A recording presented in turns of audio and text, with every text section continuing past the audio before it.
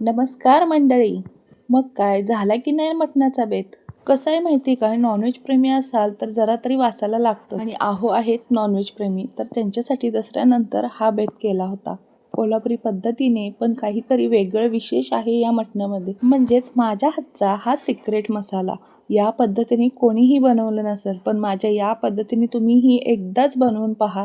त्याची चव आयुष्यभर विसरणार नाही. तुम्ही तुमच्या पद्धतीने तर बनवताच, पण ही पद्धत वापरून एकदा बनवून पहा. आता ह्या 1 मिनिटाच्या व्हिडिओमध्ये तुम्हाला रेसिपी कळणारच नाही. त्यासाठी माझ्या यूट्यूब चॅनलवर जाऊन तुम्ही नक्कीच हा व्हिडिओ पहा, किंवा त्रिकोणी बटनावर क्लिक केलात तर तुम्हाला पूर्ण रेसिपी पाहायला भेटेल.